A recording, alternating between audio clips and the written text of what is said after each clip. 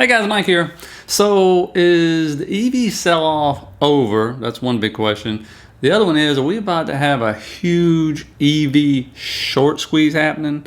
Well, I'm going to go into both of those, and especially the short squeeze, which the numbers kind of were staggering because everybody's talking about AMC, but nobody's talking about these other companies I'm going to show you, and they have a much bigger percentage of their float shorted, twice as much, as a matter of fact, as AMC does. And so if you get anything out of it, hit the like, subscribe button for me, guys. I really appreciate that. If you want to open an account with BlockFi, don't forget to hit that affiliate link down in the bottom of the description there, where you can earn up to $250 of free Bitcoin just for opening an account with BlockFi, depending on your initial deposit.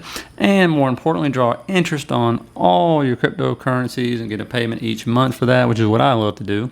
And apply for their ever popular credit card. I believe I am still number 200,000 on the waiting list right now. And you also take loans out on your cryptocurrencies at a very reasonable rate as well. And having said all that, let's get into these EV stocks. And so if you look at the most popular EV stocks as a whole, I got Tesla, NIO, XPENG, Lucid Motors, and then ChargePoint for a charging company to actually pull up in here. To compare the five, you can see obviously on the whole as a month, looking in the month chart, they've obviously been ran into the ground. And you know, if we pull back, you can see on the 5-day chart though, all of a sudden they've started moving up. And so of course people are saying, oh my God, is the EV sell off over? Or we're going to start moving up? You know, and so when we break this down into individual charts, we start off with NIO here. And I got a few things drawn out here, but you can obviously tell when the sell off started. And then we actually obviously sold down. We thought, oh man, we're out of it. They're coming back up. Nope, sorry, going down again. Oh, wait a minute, we're out of the EV sell-off. Nope, no, we're not. Sorry. And then it comes back up, makes a new high over on this one right here. And then it just proceeded to sell off in this channel here for the last month, basically. And you can see it trying to break out. It's finally gone above its 20-day and its 50-day moving average. Still way below the 200-day moving average. But it pretty much settles right along the 33-34 area here as support. The new area to actually break out is going to be around 35-75, as you can see right here from the past. So if it can break out above that, we're heading this way. If it breaks back down below this line of support, most likely we're heading down south here. We'll have to see. You can see where the RSI is at right there, heading south. So, you know, we'll see what comes along Monday for NIO. And then, of course, before we leave NIO, we'll go over to our friends at Tip Ranks. And you can see, once again, I mean, median price target, it's about 83% up from this, around 60 to 50. And so, you know, analysts still believe in this company. And obviously, you know, do I think it's going to get there in 12 months? I'm not sure about 12 months, but we'll see. And so looking at XPENG right here, very similar chart where it sold way off and we thought we were out of the EV destruction there in March and April, and it said, nope, sorry, not yet. Rolled on back down. Then we said, oh, we're out of the EV, sell off again. No, we're not. And it just started going in this channel right here, selling off. Finally broke out of this channel, got around the 28 mark for support right here. This is going to be the resistance up here around 29, 25, somewhere in there. So if it can break above this, you know, we can start setting some new highs. We'll be taking off. We're going to see next week. It did get above its 20 and its 50-day moving average, and it's trying to break above the 200-day moving average. So that would be huge for this stock as we kind of zoom in on it a little bit here. And then go over to our friends at Tip Ranks to look at their price target. You're looking at about a 60% upside on this, right around 45.70. We'll see how that goes. And then looking at ChargePoint, I mean, all these EV stocks, whether they're charging, whether they're sensors, or whether they're just the vehicles manufacturers themselves, they're identical, right? I mean, they just go up and down. You think we're out of it. Nope. Down this downward trend right here. It's trying to break out of this downward trend. It is above its 20 and 50-day, and it's got above the 200-day and then collapsed back down. Obviously, it's found great support at $20.36. It seems like it will not break below that. It hadn't so far. Hadn't been down below that since last year in November. It's like 25th right there.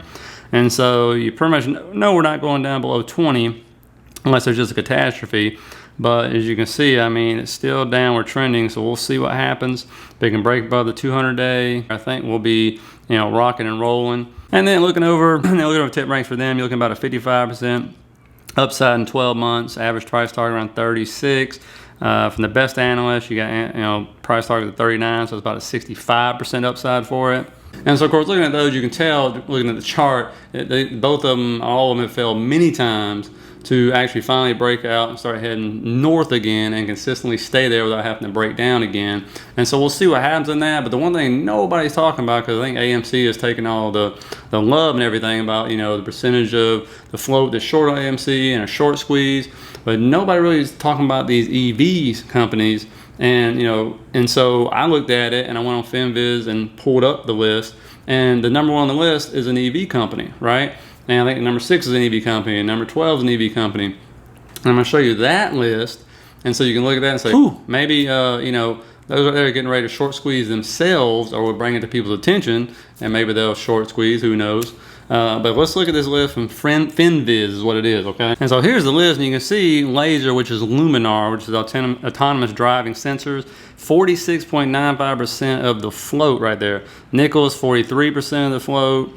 IPOE is not a EV company, but it's 42%. Blink charging companies, 38% of the float. Workhorse, 36% of the float.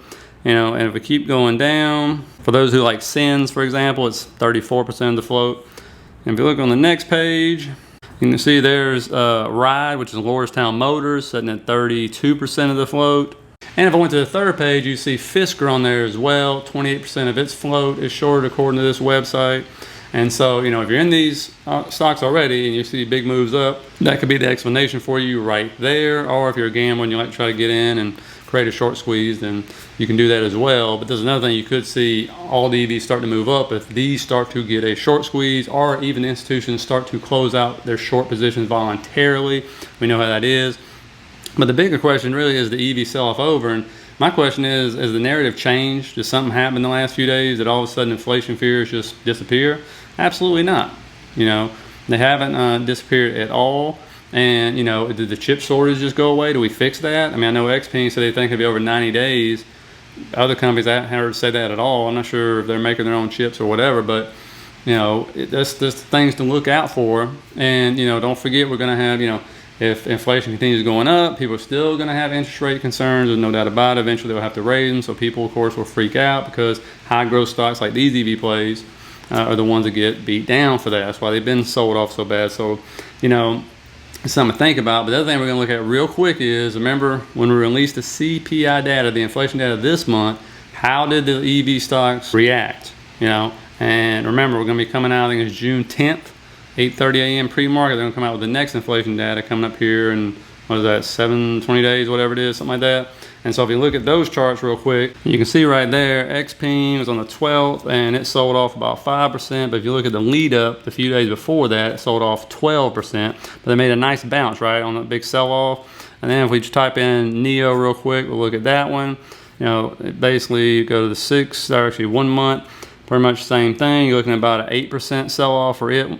And then if you look at a couple of days leading up to it, looking at about a 16% sell-off, but somewhat of a decent bounce back, not as good as XPENG. And just looking at CCIB, for example, how they did, and going to the 1 month, you can see it's pretty much identical. They sold off right around, was it 3%? And then at the lead up, you're looking at around 10%, but it got a nice bounce back off of it. So that's also something to keep in mind. And so is the EV sell-off over? Who knows? Because the same people saying it was over, you know, the first 3 times it showed on the chart were wrong, right? And the narrative hasn't changed, right? The chip shortage is still out there. That's going to, you know, slow down production. The inflation fears are real. You know, you see these prices up and stuff like that. And that CPI data coming in June, people are expecting that to be the worst, because that'll cover May. We'll see on that. If it's not, then you could see a great pop, of course. And so, you know, I hope whoever's running around saying it's over is right. But looking at those charts, I mean, yeah, short term, can you start to see that bump up? You know, and then start to sell off, who knows? But if you're long term in these companies, who cares? That's really what it comes down to. I mean, do you really think you're going to see, barring a crash or some major correction here coming up, do you think you're going to see NIO below 30? Do you think you're going to see XPENG below, I don't know, 20, charge point below 20? You know, that's what you got to ask yourself. And, you know, you can't beat dollar cost averaging. You just can't do it. I mean, I've read too many articles about it. You just can't do it. And so that's what you got to ask yourself. If you believe in those companies, who cares what the narrative is, you go for it and look down the road. That's the way it is. And if it goes down, it goes down. You know, God knows they've gone down enough. You survived this long, right? But they, you know, they are at least staying in those, you know, kind of resistance levels, or those channels they're traveling in. And so, you know, for NIO, it seems to be between like 34, 38, 24 to 28 for XPENG. Charge points between, like, it bounces off 20 every time, it seems like. Goes up about 25-ish. So, you know, we'll see where these end up. But just, you know, I'm not trying to day trade or swing trade any of these stocks, right? But look at the ones with those high, you know, shorts on them right now. I mean, that's something to think about. And if those start to get short squeezed, it could pull everything else up with it, because you'll have people thinking, oh, the EVs are back, man, high growth is coming back, and boom, boom. And, you know, so you just never know. All right. So hopefully you got some out of that. Hit the like, subscribe button if you did. You know, I really appreciate it. And of course, you know, I'll end up seeing you guys Monday.